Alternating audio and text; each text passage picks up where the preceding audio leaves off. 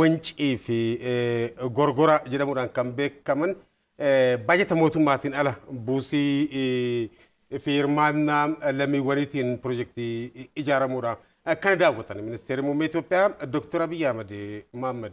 Sirriidha Muusaa akkuma atu kaasuudhaaf yaalte daawwannaa ministeera muummee Itoophiyaa Dr. Abiy Ahmed piroojeektoota maaddii biyyaaf jedhamanii shaggariin misoomsuu yookaan immoo bareechisuu irraa gara naannoleetti ce'anii ijaaramaa jiran keessaa tokko daawwataniiti kan jirani.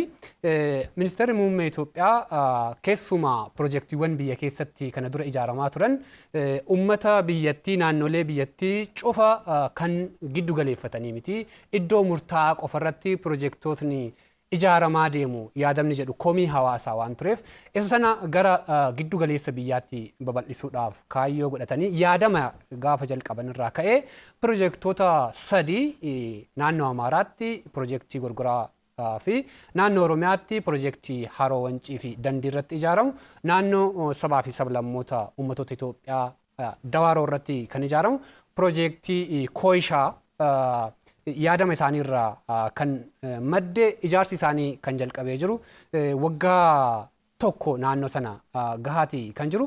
Muusaa piroojeektoota kanneen yoo ilaalle piroojeektii kana yaadama isaa ministeerri muummee Itoophiyaa gaafa kaasan kennaa uumaan biyya kanaaf kenne xiyyeeffannoo dhabuu isaanii irraa kan ka'e galii barbaachisaa hawaasa fayyadamaa taasisuu dhabuu isaanii irraa kan ka'e piroojeektootni kunniin maaliif hin ijaaramanii biyyas naannos maaliif hin fayyadaman yaadama jedhurraa ka'aniiti waan kana kan isaan misoomsuudhaatti ka'ani.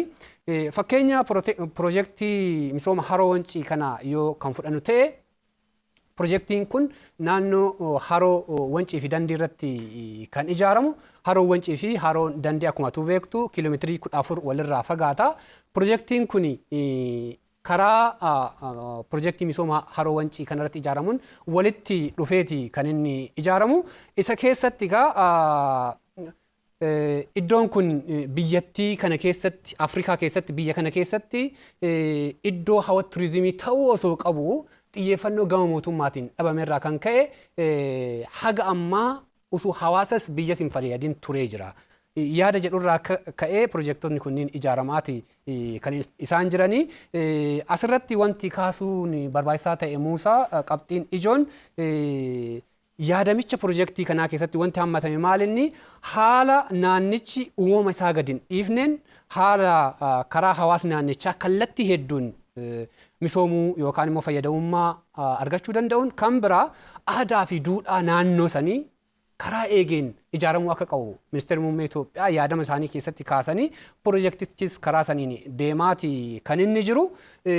Yeroo ammaa kana piroojeektootni sadeenuu yaadama amma qabxilee amma sii kaase kana bu'uura godhatanii deemaa jiraachuu isaanii kaasuun hin danda'ama Muusaa.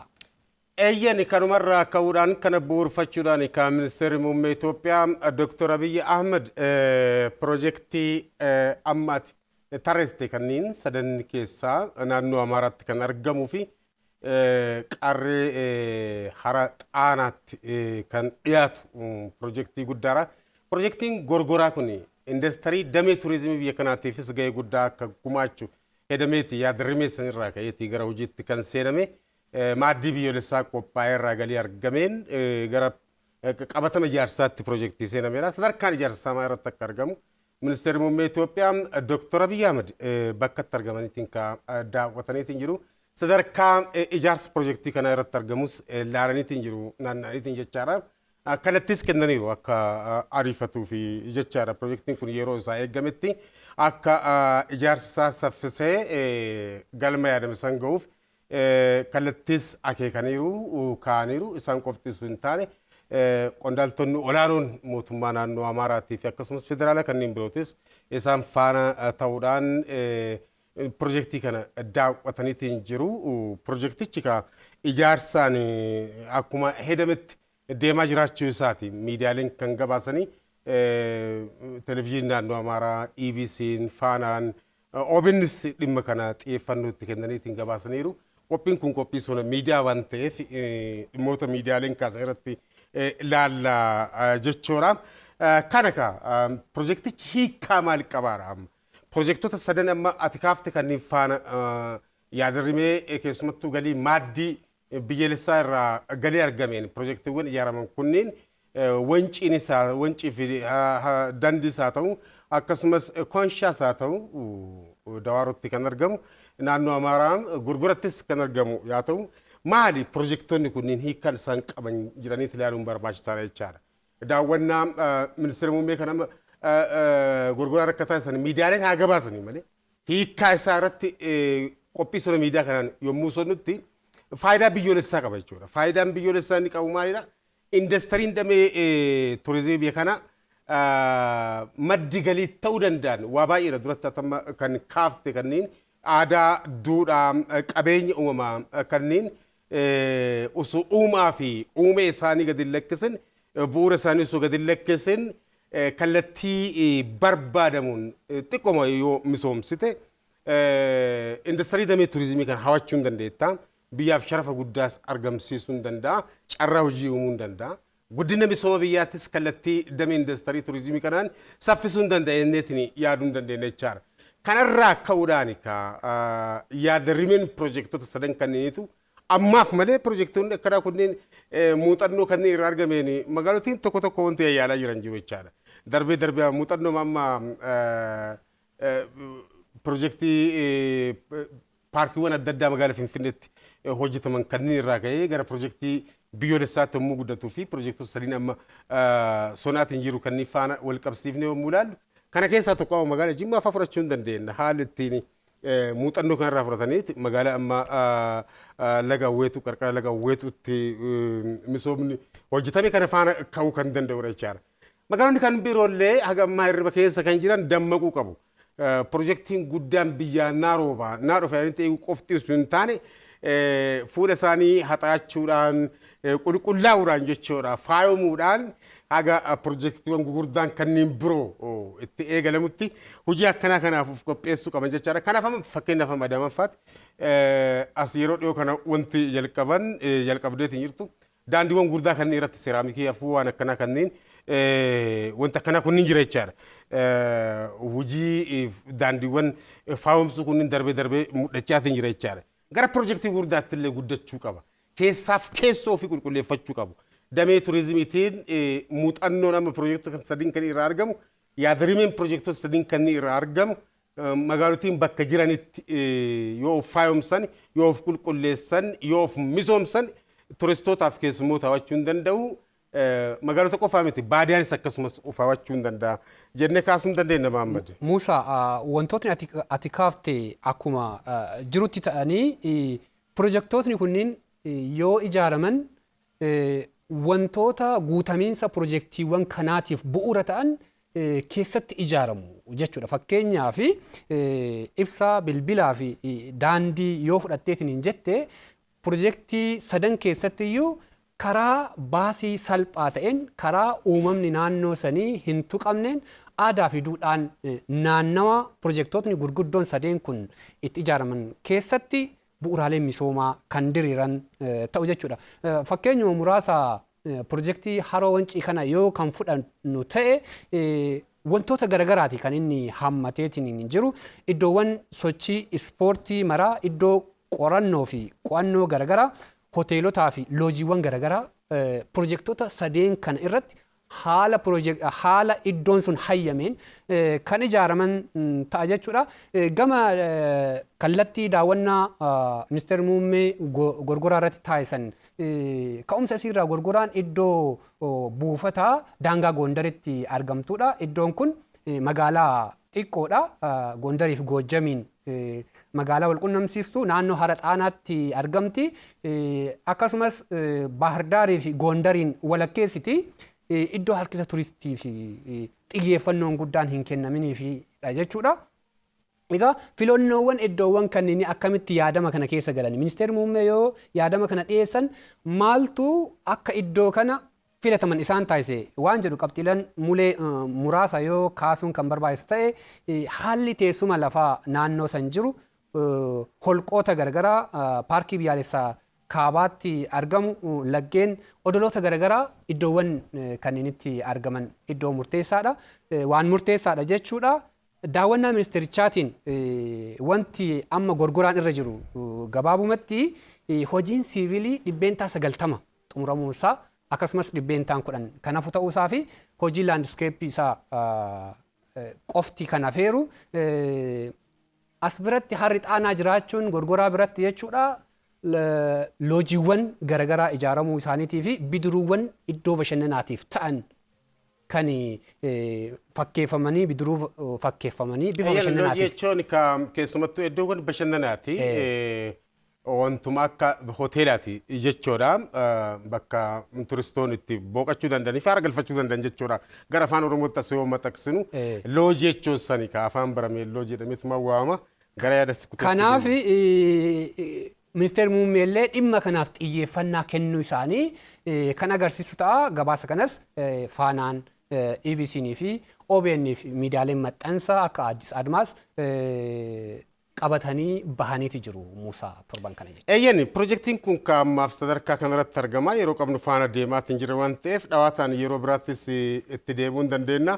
Kana kanumaan goolabnee gara qabxii keenya lammaffaatti ceenaa kan qabxiin keenya lammaffaa ijoon OBN dabalatee miidiyaaleen kanneen biroo keessumattuu OBN kallattiidhaan tamsaasaatiin kan ture ajendaan guddaan tibba kana yaa'ii caffeeti ture caffee Oromiyaati jechaadha. Raawwii waggaa kan baatii jaati kan irratti baatii torbaaf ture irratti kan laallame jechuudha. Gabaasatu dhiyaate isa laallama Ahmad. Dhugaadha Muusaa.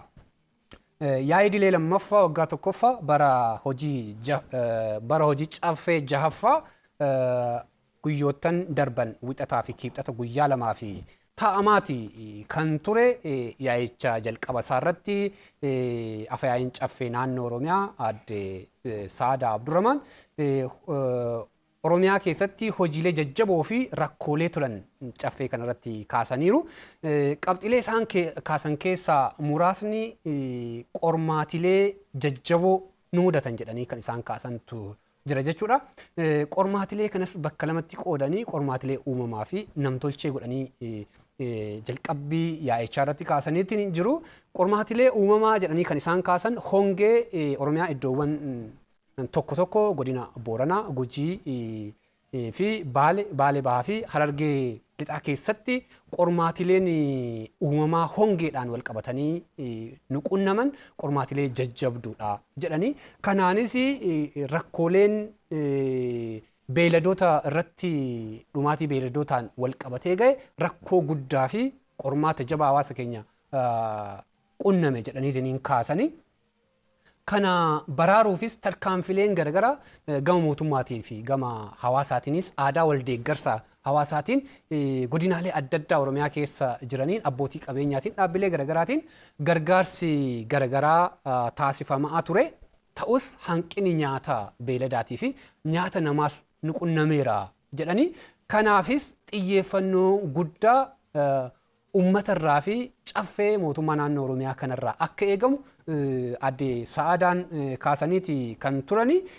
Qormaatilee namtolchee jedhanii kan isaan kaasan immoo haala nageenya naannoo Oromiyaa godinaalee garaagaraa keessatti qunnamaa ture. Qormaata jajjabduu nu qunnamaa ture. Kanaafis mootummaan xiyyeeffannoo kennee hojjetaa akka ture kaasanii rakkoolee gara biraas hin dhoksine kan isaan kaasan jira. Keessumaa rakkoo bulchiinsa gaarii, saamicha lafaa, ijaarsa seeraan alaa, qaala'insa jireenyaa, rakkoolee jajjabduu xiyyeeffannaa caffee barbaadanii jedhanii kaasaniiti jiru. Kana furuufis caffeen tajaajila haqa qabeessa qulqulluu saffisaa ta'e kennuu qaba. Aantummaa uummataatiinis hojjechuu qaba kaasanii. Gabaasa kanas Faana Broadcasting Corporate, EBC, OBN, VOA Afaan Oromoo fi BBC Afaan Oromoo gabaasaa turan bal'inaan. OBN kallattiidhaan tamsaasaatiin ture jalqabaan hanga xumuraatti aadaa qaba jechuudha. OBN erga OBN hundeeffame caffeen duraan darbanillee waggootiiwwan darban keessatti turanillee kallattiidhaan tamsamu addaan citeen beeku jechaadha caffeeni. Caffeen baranaa kunillee kallattiidhaan tamsaatiin ture jechaadha. Kan amma tibba kana caffeen taa'ame kallattiidhaan tamsa'aatiin ture jechuudha. Laayivii tamsa'aatiin ture jechuudha. Mariin guyyaa guutuu guyyootii lamaan caffeen ture kanaafi guyyaa guutuu tamsa'aatiin ture jechuudha. Tajaajila tamsaasaa kennaatiin ture OBN. Kana hawaasa bira kallattiidhaan odeeffannoon akka gahu taasifameetiin jira. Dhimmoota tamma kaafte kanneen haasawaa afyaayis ta'ee kan qondaaltota kanneen biroo gaafii deebii dhimmoota adda addaa achirratti ka'aatiin turan wanti dhoksaa ta'e hin turre jechuudha. Yaa'ii caffee tibba kanarratti hundumtuu wanta iccitiidha nama jechisiisuu miti kallattiidhaan tamsa'aatiin ture jechuun hin danda'ama. Waa hundaafuu gara qabiyya yaa'ii caffeetti yommuu deebinutti baatiiwwan torban darban maaltu ture maaltu hojjetame kan jedhu gabaasa qaama raawwachiiftuutu dhiyaate. Gabaasa qaama raawwachiiftuu kana kan dhiyeessan pirezidaantii bulchiinsa mootummaa naannoo Oromiyaa Shimallis Abdiisaati kan dhiyeessani. Gabaasa isaanii kan baatii torbaa jechuudha bal'inaan kan kaasanii fi kan dubbatanii. Kana keessatti ka qormaatawwan turanii fi rakkoolee turanii hin dhoksine isaanis gabaasa isaanii keessatti garuu milkaa'innis darbee jiraachuu isaa kana kaasaniitii hin jiru. Yaa ta'u malee gabaasa kana irratti marii bal'atu ture. Gara marii miseensonni caffeetti irratti gabaasa kana irratti taasisanitti sun ce'in hin duratti gabaasa kana irratti wanta kaaftu jiraate gara kan keettis deebisa. Qabxiileen ijoon gabaasa hojii qaama raawwachiiftuu kan ji'a torbaa pirezidaantii Shimallis Abdiisaa dhiyeessan keessatti aggaammii diinaa keessaaf alaa nu mudataa ture jedhan. Biyya keessatti rakkooleen nageenya naannoo Oromiyaa akka inni hin tasgabboofnee fi mootummaan karaa tasgabbaa'een hojii isaa akka hin hojjenne hojiiwwan keessaaf alaa nurratti qindaa'ee bifa qindaa'een hojjetamaa ture jechuudhaan pirezidaantichi gabaasa isaanii keessatti tuqaniiru. Nageenya kabachiisuu fi mirkaneessuuf uummatni naannoo Oromiyaa bal'inaan akka hirmaataa ture gabaasa isaanii keessatti kaasaniiti kan jirani. Gama biraa nageenya irratti olaantummaadhaan nageenya irratti naannichi cimee hojjetaa jiraatuyyuu gochootni qaanessoon qaamolee hidhataniin hawaasa kana irratti geggeeffamaa turuu hin haalle jechuudha. Gabaasa isaanii keessatti gabaasa isaanii faana gaaffileen miseensota caffeetiin bal'inaan ka'aa turani. Wantootni jajjabeeffamanii achi keessatti ka'aa turan keessaa tokko dhimma nageenya naannoo Oromiyaa kabachiisuu danda'u mootummaa naannoo Oromiyaa bal'inaan akka gaaffiitti ka'aa ture jechuudha. Xiyyeeffannoo hagamii mootummaan nageenya naannichaa kabachiisuudhaaf xiyyeeffannoo akkamii akka qabu bal'inaan kaasaa turan jechuudha. Mootummaanis hagam akka mootummaa ta'e nu agarsiisuu danda'a haga jechuu gahaniiti kan turani. Kan biraa kenna tajaajilaatiin wal qabatee kenna tajaajilaa booddeetti deebina waa'ee nageenyaa kana ilaalu. Gabaasa kana keessaa maayidhaafuu ajandaa guddaa ture. Caffeeratti ajandaan inni ijoo fi inni guddaan waa'ee nageenyaa kana jechaadha.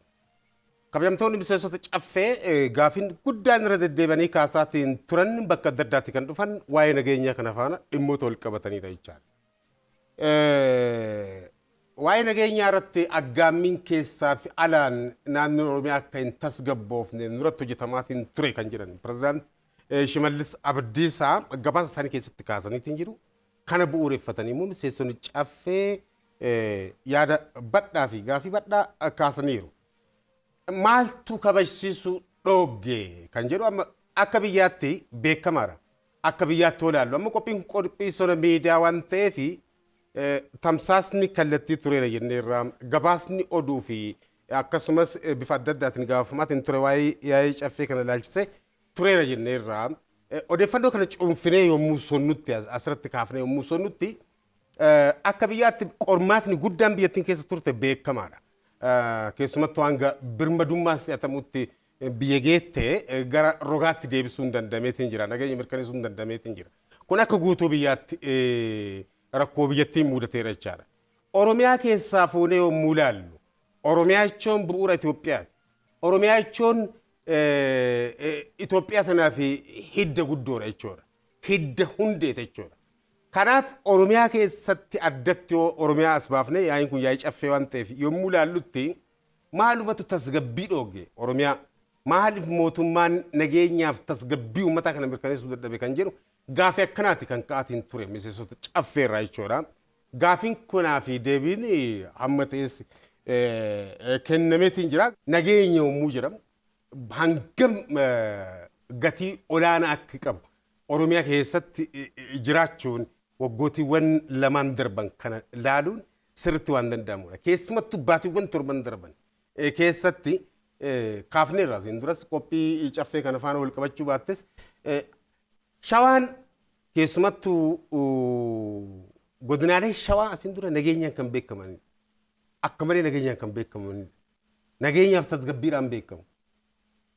Baatiiwwan torban yookaan waggaa tokko darbe keessatti godinaalee shawaa nageenyaan beekaman kunniin jiddu galeessa biyyaatti handhuura biyyaatti kan argaman kunniin nageenyi isaanii sarbamee tasgabbiin dhabamee uummanni gochaa sukkaneessaa adda addaa fi haalatti saaxilameetu jira jechaadha. Humnoota hidhataniin jechaadha. Humni nageenyaa Oromiyaa mootummaan tokko immoo akka mootummaatti nageenyaaf tasgabbii uummata isaa sana hoo eegsisuu baate gaafii keessa seena jechaadha. Paaworiin isaa yookaan aangoon inni qabu gaafii keessa seena jechaadha. Maaliif ta'uu dhabee kan jedhu gaafii akkanaati uummata biraa kan ka'u yaada jedhuu fi yaada kanatti dhiyaatutu miseensa caffeerraa ka'aatiin ture jechuudha. Musa waan ati kaafte akkuma jirutti ta'ee Oromiyaa keessumaa daangaa naannoo Oromiyaa kana keessa rakkooleen dhabama nageenya gaaffii guddoo hawaasa biratti kaasa'aati kan turani. Kabajamtoonni miseensota caffeellee kanuma kaasaniiti kan jirani. Daangaan Oromiyaa kabajamuu qaba. Daangaa Oromiyaa keessatti qaamoleen hidhatan rakkoon isaan qaban karaa kamiiniyyuu fala argachuu qaba jedhanii miseensotni gaaffii kana kaasaati kan turani. Gama biraatiin immoo keessumaa gara kibba Oromiyaatiin wal qabatee daangaaleen jiran kabajamuu qabu. Giddugaleessattis naannoon daangaa naannolee gara biraatiin qabuun wal qabate rakkooleen nageenyaa kanaan wal qabatanii ka'an waan jiranii fi rakkoolee kana furuudhaaf mootummaan naannoo Oromiyaa naannoof naannoo gidduutti aangoo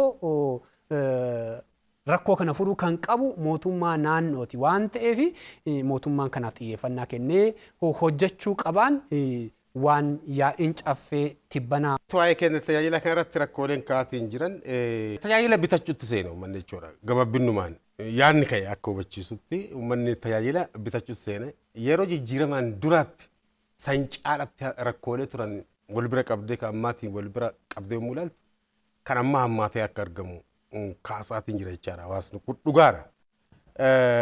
Hannatu adii fadiidha ooma kallattiidhaan iftoominaan dubbatamutti hannatu babal'ate jechaadha. Saamichatu babal'ate jechaadha. Uummata kana cinqutu uummata kana qorqutu babal'ate jechaadha. Tajaajila faana wal qabsiisuudhaan namni lukaan dhiisee harkaan yeroo itti deemutu baay'ate jechuudha. Caasaan mootummaa silaa tajaajila kennu bakka hundatti bakka jirutti uummata kanaaf gooftaa ofii godhee uummata kana laaluusuu qabu uummata irratti gooftaa ta'ee goobeetiin jiraachuu isaa agarsiisa jechaadha. Rakkoo akkanaa kanatu hammaate. Kanaaf miseensonni caffee bakka adda addaatti kaasu uummannis bal'inaan kaasaatiin jira. Kanaaf qaamni raawwachiisaan amanuu qofti miti. Qabatamaan tarkaanfii fudhatee agarsiisuu qaba qaamni raawwachiisaan. Qophiin kun sola miidiyaa waan ta'eef kaafna nullee miidiyaadha jechuudha. Qabatamaan tarkaanfitti seenamee caffee qofa irratti yookaan miidiyaa qofti irratti deebii kennuu osoo hin taane gara tarkaanfii qabatamaatti wanti aangoon harka jira. Aangoo uummatatu kenneefi qaama raawwachiiftuutiif caffeedhaafis ta'e qaamni raawwachiiftuu maaliif ilkaan dhabe? Mataa isaa irratti ofiyyuu waa godhaa jira moo maali kan jedhu gaafii akkasii keessa jechaadha. Kanaaf uummataa fi rakkootu jira jedhaniitti amanuu irraa yookaan sammuu adochuu irraa tarkaanfii qabatamaa fudhatanii tarkaanfiidhaan agarsiisuun yeroo itti barbaachisu yeroo murteessaa ga'uu isaa agarsiisa Muhammad. Dhimmi itti aanu kan caffeen kaasa'aa ture rakkoo qaala'insa gatii meeshaalee fi daldala seeraan alaati. Yeroo ammaa kana keessumaa naannoo Oromiyaa keessatti wanti ija baasee mana nama hundaa rukutaa jiru rakkoo qaala'insa jireenyaatii fi daldala seeraan alaa alseerummaa daldalaatiin wal qabatee Oromiyaa keessatti bal'inaan raawwatamaa jiru jechuudha. Uummatni kun gaaffii inni bal'inaan kaasaa jira jedhee miseensi caffee kaasaa ture keessaa tokko rakkoo qaala'insa jireenyaati jechuudha. Qaala'insa jireenyaa biyyoota garaagaraa keessatti sadarkama idil addunyaatti biyyoota adda addaa keessatti daran bahee mul'atuyyuu sadarkaa amma naannoon Oromiyaa keessa jiruun wal qabatee qaala'insi jireenyaa daranuu guyyaadhaa gara guyyaatti hammaataa jiraachuu miseensotni caffee kaasaniitii jiru. Kanaafis qaamoleen hojii raawwachiiftuu sadarkaadhaan jiran harka akka keessaa qaban godhameeti kan ka'aatii ture. To'annoo fi hordoffiin daldala seeraan alaa irratti jiru ammallee rakkoo guddaa akka ta'e. Rakkoon guddaan kun immoo rakkoo sirnaa fiduu akka danda'u. Sirni amma biyya bulchaa jiru kun immoo xiyyeeffannoo itti kennee dhimma kana hordofuu akka qabu, tarkaanfii barbaachisaa ta'e fudhachuu akka qabu marii caffee yaa'ii caffee kanarratti bal'inaan ka'ee tarkaanfiin illee fudhatamuu akka qabu qaamotni karaa hin beekamneen mana hojii mootummaa keessa taa'anii harka isaanii wayaa jalaatiin hojii daldala seeraan alaa kana akka inni hammaatu ummataa fi mootummaan akka walii hin galle mootummaa irratti dhibee biraa uumuudhaaf hojjetaa akka jiran kanas tarkaanfii fudhadhee isin agarsiisa jechuudhaan warri hojii raawwachiiftu kunniin ibsa kennaniiran jechuudha. Yeroo isaan ittiin dubbanne hin jiru. Tarkaanfii fudhanneetumaan agarsiifne malee qaamni raawwachiisuu kana qabatamaan fudhatee yommuu tarkaanfii fudhatu hin mul'atu. Fakkeenyaaf qaala'insi jireenyaa afaan ol qabatee tibba kana keessas ajandaa guddaa ta'e kan jiru qaala'insa gatii zayitii nyaataa akkasumas boba'aa jechuudha kan beenzilaa kanneen fakkaatudha. Dhoksuudha rakkoon guddaan kan jiru jechaadha. Saayinsi darbee oomisha qonnaa kanneen dhoksuun eegaleetiin jira bakka adda addaatti rakkoo guddaa fidaatiin jira jechaadha. Daldaltoonni kunniin ufumaan waan akkanaa kana dhoksanii ufumaa lafaa ka'anii waan akkanaa kana godhanii kan jedhu hin fakkaatu jira. Uummanni hin beeka sirriitti jechaadha. Daldaltootaan duubaanii qaama aangoo qabutu jira ittiin kaasa jechaadha. Kanaaf bakka biraati yookaan biyya biraati bararee dhufne qaamni kana raawwachaa hin jiru biyyuma kana keessa jira jechaadha. Daldaltootuma seera qabanidha jechaadha beeka kan hojjetu. Warruma eeyyama qabu warruma eeyyama daldala qabutu kana hojjeta jechaadha. Kan kana faanas jara faana hojjetu warruma eeyyama daldalaa kenneefitu waan akkanaa kanneen faana hojjeta jechuudha. Kana maaliif godhama rakkoo sirnaa kan duratti jettu san fiduudhaaf jijjiiruudhaaf aangoo barbaaduudhaaf wanti godhamaatiin jiru waan ta'eef tarkaanfii fudhanneerraa yookaan saamsineerraa yookaan akkas gooneerraa yookaan to'annoo jala oolchinee jirraa jiru malee qabatamaan gad bu'amee yommuu hojjetamu hin mul'atu yeroo baay'ee rakkoon guddaan jiraachuu isaati kan afaan wal qabsanii miseensonni caffeetis kan kaasanii fakkeenyaaf amma guyyaa guyyaan dabalu daldaltoonni chirichaa yookaan qinxaaboo bishaanuma manu fuulduratti argamu kana irratti bishaanuma amma sabbata lafa jalaa waraabamee burqituu keessaa haayilaanditti guurameetiin gurguramu kana rakkoo guddaaf duuba akka qabu waan baay'ee agarsiisa jechaadha. Namni zayitii qoftiidhaa fi sukkaara qofti ilaala malee waa hedduutu jira. Bishaan qabeenya waloonii biyya kanaati. Qabeenya biyyattiin qabduudha. Qabeenya uummata kanaati. Kan waliiniti jechuudha akka albuudaatti ilaalama. Kan waliiniti. Biyya alaatii sharafni itti baay'eetiin kan dhufu miti. Biyya alaatii fe'amee yookaan kan dhufu miti. Bishaanuma asitti ashaganii yookaan saamsanii gurguran kana qadadanii gurguran kana guyyaa guyyaan bu'aa hin malle argachuudhaaf birrii itti dabalaatiin ooluudhaaf uummata kana sarduun shira biraatti duubaan jira jechuudha. Waan biraatii miti shira biraatti duubaan jira jechuudha. Kanaaf qaamni mootummaa qoftiin tarkaanfii naaf fudhatanii uummanni eeguun qabu.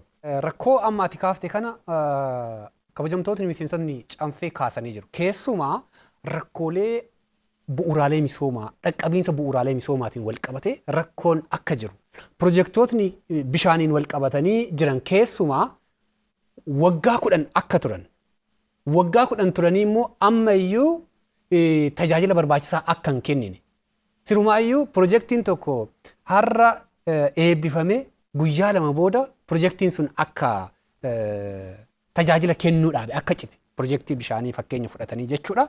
Dhaqqabiinsi pirojektiiwwanii rakkoo guddaa akka ta'e miseensotni caffee kaasanii jiru. Innummaan suniyyuu harkifannaa guddaa akka qabu bajatni pirojektii tokkoof labsame tokko osoo tajaajila barbaachisaa hin kennin osoo pirojektii sana hin raawwatin akka xumuramu bajatni nu hanqate jedhamee immoo lafarra akka harkifamu kabajamtootni miseensotni caffee kaasaniitu jiru. Kun immoo xiyyeeffannoo guddaadhaan hojjetamuu qaba yaada jedhu kaasanii kanaaf ejjennoon mootummaa maali jedhanii akka gaafiitti kaasaniiru. Caffeen wixineewwan garagaraa 3 labseeti kan inni ture. Keessumaa wixinee labsii bulchiinsa dhaabbilee misooma mootummaa, wixinee labsii sirna buusaa gonofaa fi wixinee labsii gaachana sirnaa jedhaman 3 labseeti kan jiru. Wixinee labsii bulchiinsa dhaabbilee misooma mootummaa irratti haala sosochii guddina diinagdee yeroon gaafatu diriirsuuf dandeettii raawwachiisummaa dhaabbilee misooma mootummaa cimsuu fi sirna bulchiinsa dhaabbilee misooma mootummaa si'ataa qulqullina kan qabuu fi bu'a qabeessa kan ta'e diriirsuuf wixineen kun akka barbaachise. Sirna buusaa gonofaa wixinee labsii sirna buusaa gonofaatiin wal qabatee aadaa, duudhaa fi amantaa uummata kanaa uummata Oromoo faana kan wal qabatu aadaa wal deeggaruu waliif birmachuu jajjabeessuuf kan hundaa'u keessumaa immoo deeggarsi biyya alaarraa naa dhufa jedhanii aadaa sana kan hawaasa biratti baratame aadaa sana cabsuudhaaf wixineen kun barbaachisaa akka ta'e kaasaniiti kan jirani. Kan biraa wixinee labsii gaachana sirnaatiin wal qabatee hawaasni hidhate mo'ataadha yaada jedhutu ka'e jechuudha. Hawaasni hidhate mo'ataadha. Hawaasni Oromoo hidhateen jiru. Hidhachuu dhabuun isaan immoo rakkoo nageenyaa gamaa gamanaa Oromiyaa irratti xiyyeeffatame furuudhaaf baay'ee barbaachisaadha. Kanaaf gaachanni sirnaa hidhachuu qaba. Barbaachisaa ta'ee argamnaan immoo uummatni hidhachuu qaba. Karaa jedhuun kan ka'e kanaafis labsiin gaachana sirnaa labsameeti kan ture yaa'isaa guyyaa lamaffaatiin kana duratti waa'ee gaachana sirnaa kana irratti waan tokko qofti dabaluudhaaf of eeggannaan godhamuu qaba. Gaachana sirnaa kana irratti jechaadha. Gaachana sirnaa kana irratti tariitii faayidaa fi bu'aa uummata Oromoo caffeen kun jalqaba bu'aa faayidaa uummata Oromooti kan eegsisu caffeen jechaadha. Heerri mootummaa naannoo Oromiyaa illee dursa uummata Oromootiif kan kennamu jechaadha. Naannoo Oromiyaa keessa qaama jiraatoo fi uummata Oromootiif dursi kan kennamu jechuudha. Kana faana sirriitti kaafamuu waan qabudha. Dhimma kana osoo kanumaan goolabnee gara dhimma keenya itti aanutti ceena. Dhimmi keenya kan itti aanu shaampiyoonaa atileetiksii mana keessaa biyya Sarbiyaa magaalaa Beelgireeditti sirneeffameetiin ture irratti garee atileetiksii Itoophiyaa seenaa guddaadha kan hojjete. Tokkoffaadha baay'ee addunyaa keessaa gara biyyoota 59 irratti qooda fudhataniitiin kan turani. Shaampiyoonaa atileetiksii mana keessaa kanarratti isa gabaabsineetiin laalla Muhammad. Sirriidha Muusaa. Shaampiyoonaa atileetiksii addunyaa 18ffaan dhiyeenya kana shaampiyoonaa atileetiksii addunyaa kan mana keessaati 18ffaa dhiyeenya kana geggeeffamee ture. Innis Sarbiyaa Beelgireeditti geggeeffamaa kan ture. Akkuma beektu Muusaa biyyi kun keessumaa Itoophiyaa fi Oromiyaan yeroo baay'ee maqaan isii kan dhaamu atileetiksiidhaan. Oromiyaan immoo galaana atileetiksiiti jedhamtee kan beekamtu. Oromiyaa keessaa immoo boqqojjiin immoo iddoo madda atileetotaati akkuma atilee beektu jechuudha. Sadarkaa biyyaa miti sadarkaa idil addunyaatti maqaa gaarii biyyi kun kan ittiin horatteen atileetota Oromootiin jechuudha. Shaampiyoonaa atileetiksii kun immoo maqaa haaraa fuudheeti Itoophiyaa deebisee waan dhufe fakkaata. Yeroo baay'ee komiin Federeeshinii Atileetiksii Itoophiyaa faana ka'u maalinni ol guddattoota bakka buusuudhaan wal qabatee rakkoon jira jedhamee Federeeshinii Atileetiksii mataansaa hanga qeeqamu hanga ofii isaatii illee walitti bu'iinsi garaagaraa Federeeshinii Atileetiksii keessatti uumamu bu'aan barbaadamullee haga galmaa'uu dhabu komiin bal'inaan ka'aa ture. Shaampiyoonaa Atileetiksii mana keessaa 18ffaan kun immoo Itoophiyaan sadarkaa idil-addunyaatti olaantummaadhaan akka xumurtu meedaaliyaa warqii 4 birrii 3 fi meedaaliyaa naasaa 2 fiduudhaan meedaaliyaa 9 Ameerikaa, Beeljeemii fi Swiizerlaand wal duraa duubaan hiriirsitee tokkoffaadha kan isiin baate. Egaa shaampiyoonicha tokkoffaadhaan xumuruunsi kun eenyummaa sochii Federeeshinii Atileetiksii kaleessaa sanarraa gara of haaromsuutti dhufuu Federeeshinii Atileetiksii fuulduratti immoo shaampiyoonaa Atileetiksii gara biraa kan addunyaa dhiyeenya kana kan geggeeffamu isaafis abdii guddaa kan qabu ta'uu isaati kan ka'e asirratti muraasa isaanii namoota asirratti hirmaatan yoo ilaallu meetira 3,000 tokkoffaa kan baate Lamlam Haayiluu warqii sadaffaa kan baate Jigaayyoo Taayee nahaasii kan argatte meetira 1,500 dubartootaan tokkoffaa kan baate Gudaaf Tsaggaayee riikardii battalichaa fooyyessuudhaan tokkoffaa baate lammaffaa kan baate immoo Aksuumaayitiin baay'ee birrii argatte sadaffaa kan baate immoo Hiruut Mashashaa naasiidha kan isheen argatte meetira 3,000 dhiiraan immoo tokkoffaa kan bahe Salamoon Baaraggaa warqiidha kan inni argate lammaffaa Lammeechaa Girmaa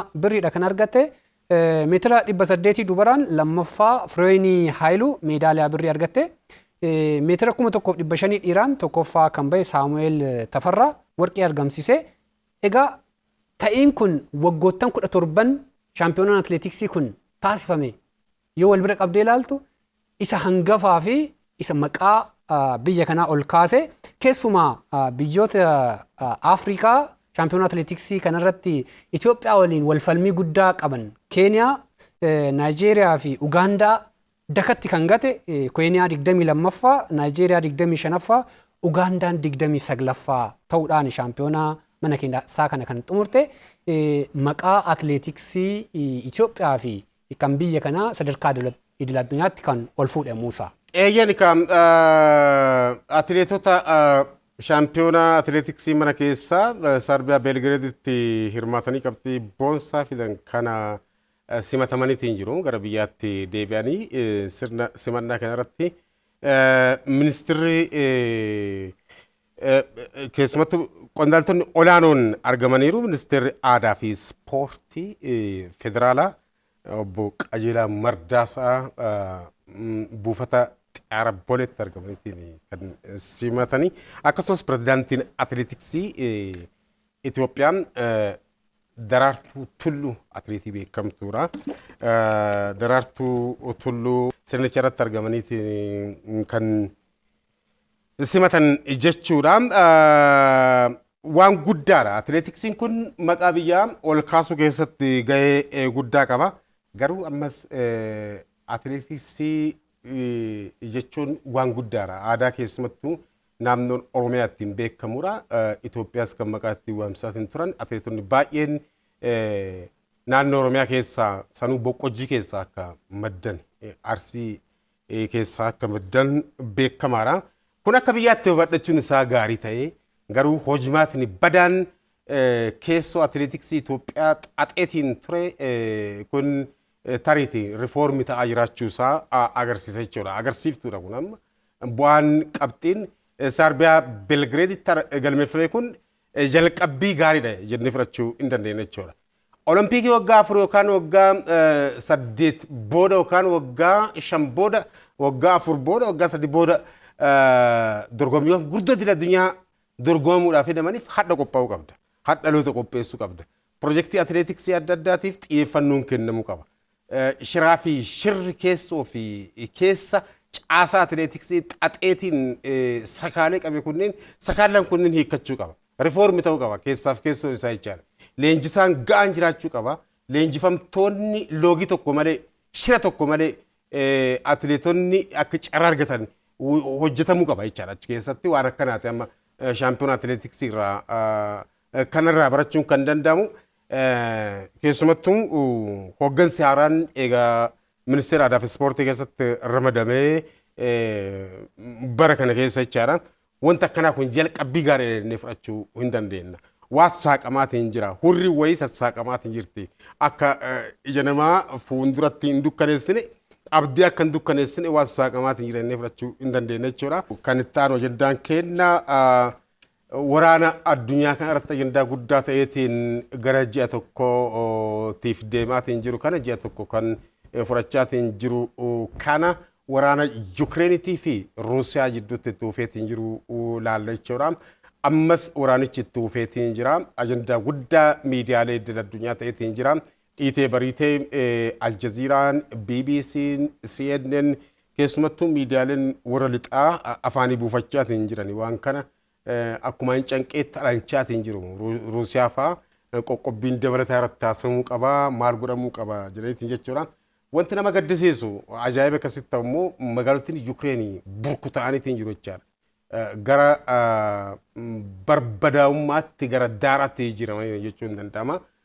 Uummata Yukireen keessaa nama 4 keessaa namni tokko baqannaadhaaf saaxilameera jira. Keessumattuu ragaan dhaabbata mootummoota gamtoomanii koomishinii dhimma baqannaa irraa argame wabeeffachuudhaan Aljazeeraan akka gabaasetti lammiiwwan Yukireen 4 keessaa tokko baqateera jechaadha. Kana jechuun gara lammiiwwan hanga istiidiyoo kana seenetti gara namoota miiliyoona 4 ta'an daangaa qaxxaamuranii gara biyyoota ollaatti baqachuu isaaniiti. Baqannaan biyya keessaatis akkasuma miiliyoonotaan kan laakkamu ta'uu isaati miidiyaaleen kan gabaasanii hedduu rakkoo guddaadhaaf uummanni saaxil ba'uu isaati ragaaleen kan hubachiisanii Muhammad. Sirriidha Muusaa, waraanni kun hanga jalqabe naannoo ji'a tokko gaheeti kan jiru. Egaa akkuma atillee beektu jalqabbii waraana kanaa yoo ilaaltu Raashiyaan naannolee bulchiinsaa Dambasii fi Kiriimiyaa jedhaman of danda'anii biyya akka ta'an beekamtii Raashiyaan kennitirraa ka'uudhaan Yukireenis mirkaneessuu qabdi ilaalcha jedhu. Pirezidaantiin biyyattii kan Raashiyaa Vladimir Puutiin kana kan kaasanii kana sababa godhachuudhaanis waraanni kan baname. Gama biraatiin immoo Yukireen karaa kamiinuu miseensa neetoo ta'uun qabdu ilaalcha jedhu pirezidaantiin Raashiyaa Vladimir Puutiin qabataniiti kan ka'anii. Akkuma tuu kaaftee namootni naannoo miiliyoona 4 ta'an namootni miiliyoona 2 gara Poolaanditti, namoonni miiliyoona 2tti dhiyaatan gara Raashiyaatti baqataniiti jiru. Egaa as keessatti waa hedduutu ka'a. Miidiyaaleen hedduu waa hedduu kaasanii pirezidaantiin Yukireen Vladimir Zeleniskiin akka jedhanitti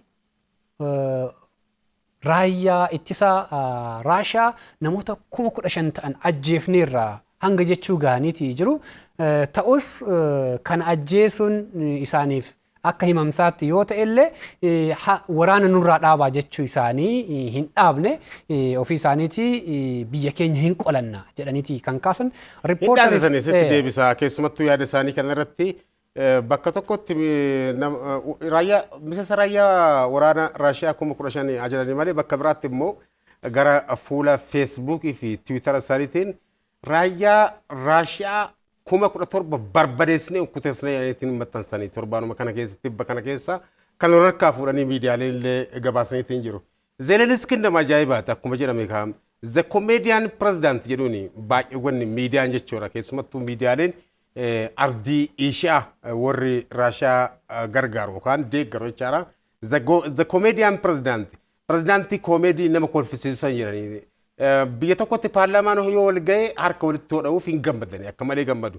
Magaalotiin Yukireen immoo unkutaa'aniitiin jiru. Amma magaalaan Kiev mataan isii gamoowwan gugurdaan gara daaraatti jijjiiramaniitiin jiru. Magaalotii hedduu kanneen biroo keessatti ajaa'iba kan ta'u immoo magaalaa Mosul jedhamtu tan biroo keessatti raayyaan Raashiyaa yommuu magaala san seenutti lammiiwwan Yukireen baaniitiin karaa cufaniitiin morman jechuudha. Insentanii go home jedhanii gara biyya keessanitti deebi'aa biyya keenya maal gootanii jedhanii waraana Raashiyaatiin yommuu mormani. Aljazeeraan gabaaseera. Kanumarratti hanga ammaa Vladimir Putin ilaalcha waraana kana dhaabuu waan qabaataniin fakkaatu. Zelenskiin garuu waraanicha dhaabuu qabna waliin mari'achuu qabna ilaalcha jedhu qabataniiti kan jirani. Egaa hanga ammaatti neetoon qoqqobbii garaagaraa taasisuudhaan Putin dadhabsiisuudhaaf deemaati jira. Putin dadhabuu isaa fi waraana dhaabuu isaa garuu hin agartu. Hanga ammaatti waraanichi dhiibbaawwan garaagaraa dhaqqabsiiseeti kan inni jiru. Dhiibbaan achii ka'e immoo waraana addunyaa sadaffaa kaasisiisa hanga jedhamuutti fi neetoon immoo na keessa seenee Putin narraa qabuu qaba yookaan immoo Raashaa narraa qabuu qaba yaada jedhu Zelenskiin kan kaasu komisaa itti fufeera. Zelenskiin maal jedhaa? Neetoon balalii qilleensaa cufaa ta'e naa taasisuu qaba yaada jedhu kaasee. Neetoon sodaateetiin jira waa hundaafuu kan neetoon fi Ameerikaanis sodaataniitiin jiru. Kana gochuudhaaf hin hoggine. Puutiintu hin danda'amne dhimmichi ajaa'iba guddaadha. Tokkoon keessan harka keessa galfattanii akeekkachiisaa kan itti Rusiyaanii boru anaaf jedhaati yaada waan jedhu kaasaniiru. Qophii sona miidiyaa keenya har'aa kanumaan goolabna. Kabajamtoota hordoftoota OBN kan hordofaa turtan qophii sona miidiyaa torbanitti yeroo wal fakkaataa akkana qabannee isinii dhiyaannedha. Muusaa Huseenii fi Muhammad Nageessoo qophii sona miidiyaa keenya irraa isinii dhiyeessinee isin faana turre nu duuka buutanii nu hordofaa turuu keessaniif maqaa OBN fi maqaa daawwattoota keenyaatiin guddaa isin galatoomsanna. Torban yeroo wal fakkaatutti wal argina. Fayyaa ta'aa.